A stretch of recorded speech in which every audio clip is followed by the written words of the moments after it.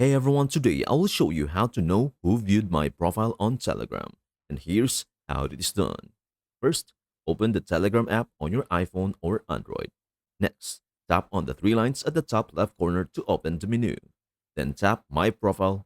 In this section, you'll see your profile picture, phone number, and username. Unfortunately, Telegram doesn't have a built-in feature that directly shows you everyone who's viewed your profile, unlike TikTok.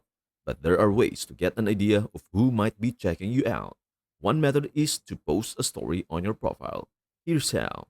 Tap Add a Post, upload a picture or video, and add a caption like, How's your day? Or something engaging like, Did you watch the soccer game yesterday?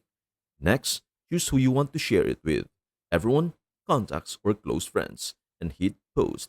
When people view your story or profile picture and reply to your post, it gives you an idea that they've visited your profile. This method works as a kind of honeypot attracting people to engage with you. While Telegram doesn't provide a direct way to see who has viewed your profile, this trick can help you gather some clues. And that is everything you need to know about how to know who viewed my profile on Telegram.